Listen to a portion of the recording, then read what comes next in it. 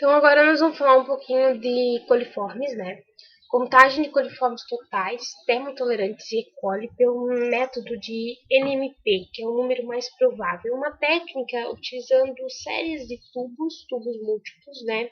De um caldo que promove o crescimento de coliformes. É um caldo específico, ele se chama lauril sulfato triptose e ele contém lactose, que os coliformes eles são fermentadores da lactose. Então, vamos observar essa fermentação da lactose a partir da produção de gás, porque quando o micro-organismo fermenta a lactose, ele produz gás. Então, colocamos um tubo invertido para que possamos observar essa produção de gás. Mas primeiro vamos ver o que é coliforme. A definição de coliformes totais eles são um subgrupo da família Enterobacteriaceae, que são enterobactérias capazes de fermentar a lactose e formar gás em 24 a 48 horas, quando incubados a 35 graus Celsius. São mais de 20 espécies que se encaixam nessa definição, tanto bactérias entéricas. O que seriam bactérias entéricas? Bactérias que vivem no intestino de mamíferos com temperatura de 35 graus, né? Como E. coli, como não entéricas, como Citrobacter, Enterobacter, Klebsiella, Serratia, etc. E a definição de coliformes termotolerantes, que são comumente chamados de coliformes fecais, eles são um subgrupo dos coliformes totais, restrito aos membros capazes de fermentar a lactose em 24 horas a 44,4 e 45,5 graus Celsius, com produção de gás. Então, para a gente identificar esses coliformes termotolerantes, existe um caldo específico, e esse caldo ele é incubado a essa temperatura mais alta, geralmente 44,5 graus Celsius. Nesse grupo estão a E. coli, que é seguramente de origem fecal, e várias cepas de Klebsiella pneumoniae, Enterobacter aerogenes, Enterobacter cloacae, Citrobacter freudi, que são de origem não fecal. Então não quer dizer que se eu encontrei numa amostra coliformes termotolerantes, eu vou estar tendo uma contaminação fecal nessa amostra. Um método que é mais utilizado, que é o método clássico, ele vem do Standard Methods, que é o APA, né? Ele é composto pelo método presuntivo, que é a inoculação da amostra em caldo lauril, e depois duas etapas confirmatórias, uma em caldo BVB, para confirmar a presença de coliformes totais, e outra em caldo EC, que é confirmatório para coliformes termotolerantes quando incubado a 44,5 graus Celsius. Esse caldo EC ele pode ser suplementado com MUG. MUG é um substrato enzimático que somente a E. coli é capaz de clivar esse substrato enzimático. E ao momento que ela cliva esse substrato enzimático, ela deixa disponível no meio de cultura uma molécula fluorescente. Então, esse tubo ele vai produzir fluorescência quando exposto à luz ultravioleta, quando esse caldo é suplementado com esse MUG, tá bom? Então, para amostras de água, tá? Mais comumente usado uma sequência de 10 tubos. Ela é utilizada, essa sequência de 10 tubos de caldo lauril, quando eu vou analisar uma água de abastecimento, uma água subterrânea, água de piscina, ou seja, águas destinadas ao consumo direto, que já foram tratadas. Então, eu não posso ter a presença de coliformes nem totais e nem termotolerantes, muito menos E. coli, tá? Porque essa água ela vai ser consumida, ela vai ser bebida, ou na piscina ela pode entrar em contato, também a pessoa pode beber acidentalmente. E não pode ter esse tipo de coliforme nesse tipo de amostra, Por isso é empregado uma sequência de 10 tubos. Por quê? Porque o meu NMP ali, o meu número mais provável, o meu LQ é muito menor.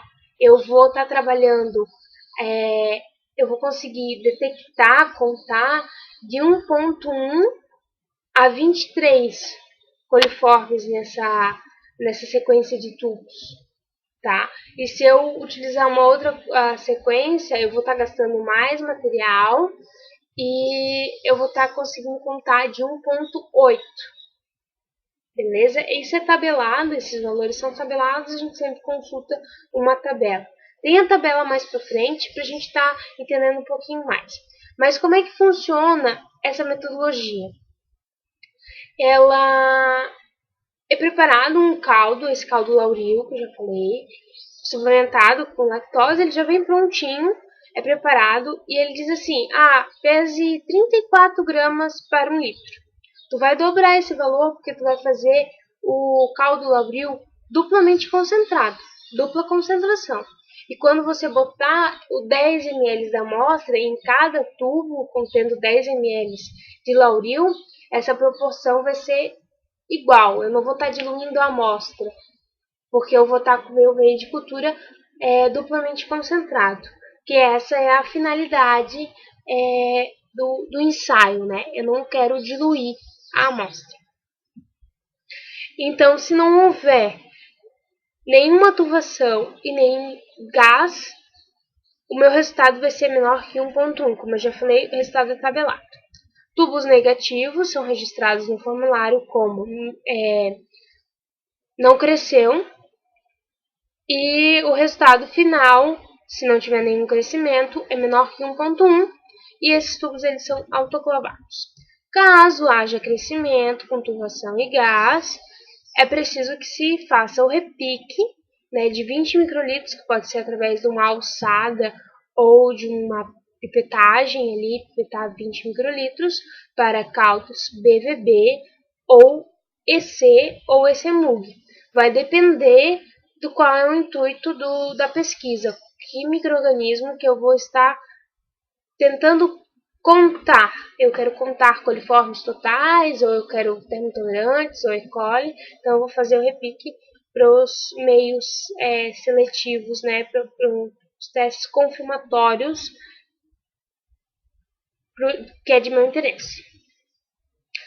Então, todos os tubos positivos são replicados para BVB, caso pesquise coliformes totais, para EC, caso pesquise coliformes tolerantes, ou ECMUG, caso pesquise E. coli. O BVB ele fica incubado por 24 a 48 horas a 35 graus Celsius. Os tubos negativos é aqueles que turvam, mas não produzem gás, ou que não turvam. E o positivo é o que turva e produz gás. Tem que observar bem, porque às vezes a própria autoclave ela produz uma bolinha de gás pequena e tal, e às vezes é confundida como um resultado positivo. E o EC ele é incubado por 24 horas a 44,5 graus Celsius. Os tubos negativos são aqueles que não turvam ou que turvam sem gás, e o positivo também que turva com gás. O ECMUG, o positivo, ele pode não turvar com gás, porém produzir fluorescência, porque tem algumas cepas que demoram um pouco mais para produzir gás, ou pode ter alguma, já foi observado que às vezes fica uma pele, alguma coisa aqui, uma película, não uma pele, não, uma película de massa celular ali do micro-organismo na borda do tubo, e isso dificulta a entrada do gás dentro do tubo de Duran. Então tem que estar sempre observando, sempre atento a tudo. Para amostras de efluente é um pouco diferente, porque amostras de efluente elas são muito carregadas. Então se utiliza as fases de diluições seriadas com tampão fosfato de 90 ml. E ao invés de 10 tubos, utilizamos uma série de 15. Ou seja, vai pegar a amostra bruta, botar 10 ml dessa amostra bruta em um tampão fosfato com 90, e daí tu vai proceder o teu tua análise. Só que ao invés de botar 10 ml nos tubos, tu vai pegar em todos os tubos, em todos os 15, não. Tu vai pegar uma série de 5. 5 tubos de Lauril dupla concentração, 5 tubos de Lauril simples e mais 5 de Lauril simples. Nesse primeiro momento, lá em cima, tu vai pegar 10 ml da tua amostra diluída nesse tampão fosfato e botar esses 10 ml em 5 tubos de caldo Lauril dupla concentração. Depois tu vai pegar 1 ml dessa diluição e botar em 5 ml de caldo Lauril concentração simples. Depois 0,1 ml em 5 tubos de caldo Lauril concentração simples também. Essa diferença de 1 para 0,1 acaba sendo uma diluição, como se fosse uma diluição, porque eu estou utilizando uma porção menor da minha amostra. Então fica assim, lá em cima, a diluição final 10 a menos 1, no meio, concentração, diluição final 10 a menos 2 e embaixo, diluição final 10 a menos 3. Depois a gente vai ver o resultado disso. Eu vou entrar um pouquinho aqui em métodos enzimáticos também para coliformes, que seria o Colilert, tem outros, Colilert é marca, né? Tem outras marcas, né? Colisure, Colitest, enfim, todos eles vai detectar a atividade da enzima beta-galactosidase, que é envolvida no metabolismo da fermentação da lactose, ou seja, né, todos os coliformes. E o substrato enzimático ONPG, que é ortonitrofenil beta-D-galactopiranosídeo, quando degradado pela beta-galactosidase, resulta num produto de coloração amarela. Então, o coliforme total vai produzir uma coloração amarela e a E. coli ela degrada o MUG, produzindo fluorescência sobre a luz ultravioleta. Simplificando, todo o grupo dos coliformes tem a enzima beta-galactosidase, que é degradada pelo ONPG, tornando meio amarelo. E a E. coli, pertencente ao grupo dos coliformes, ela produz a beta-galactosidase e a beta-glicuronidase, que é degradada pelo MUG, tornando meio amarelo com fluorescência sobre a luz ultravioleta. Então, se eu tiver lá, vou fazer um método qualitativo, ficou amarelo, não produziu fluorescência, é coliforme total. Está transparente, incolor, não tem por que eu pesquisar a fluorescência num tubo incolor, num frasco incolor. Por quê? Porque a E. coli também é um coliforme, então tem que ter amarelo para produzir fluorescência. Às vezes esse tom de amarelo é muito sutil. Então, para amostras de água, geralmente a gente vê apenas presença ou ausência. Então, a gente pega um frasco contendo 100 ml daquela água que eu estou querendo analisar, coloco o flaconete já bem prático, homogenizo bem em cuba 35 por 24 horas. Se ficar incolor, é negativo para coliformes totais e E. coli. Amarelo sem fluorescência, positivo para coliformes totais, e amarelo com fluorescência, positivo para coliformes totais e E. coli. Aqui tem alguns tubos também, ali em cima incolores, sem fluorescência. Aqui embaixo, no meio, eu tenho o CP, que é um frasco que a gente compra ele pronto, né? Ali à esquerda, uma amostra positiva para coliformes totais E. coli e à extrema direita uma amostra negativa. Ali eu estou vendo uma fotografia da luz ultravioleta.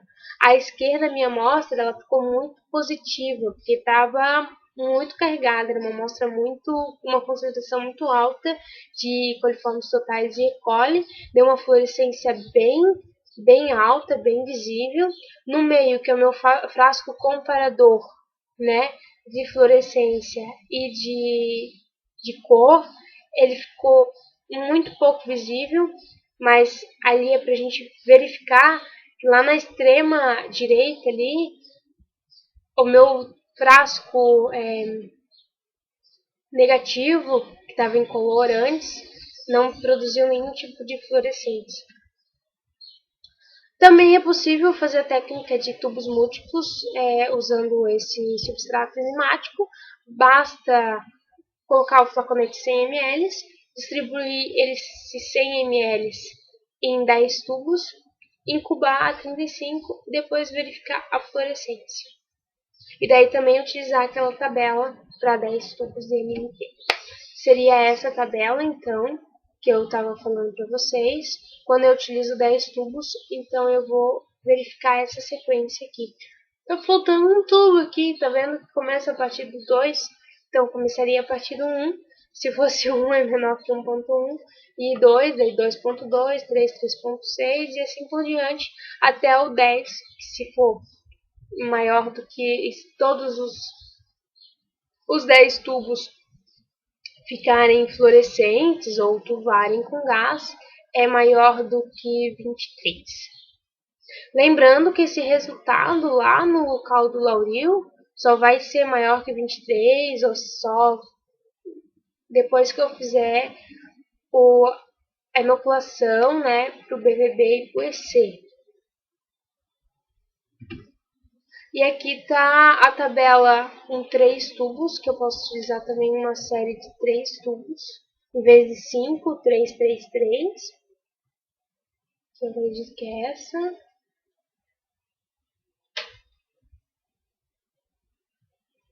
Não, essa é a tabela de 5. Essa é a tabela de 5 aqui, que embaixo está 5, 5, 5. Tá vendo aqui? 5, 5, 5. Então essa é a minha tabela de 5 tubos.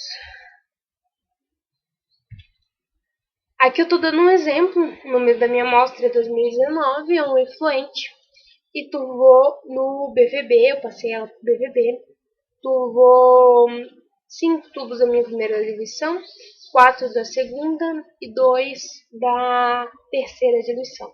Então eu vou lá, qual é o meu resultado? 5, 4, 2.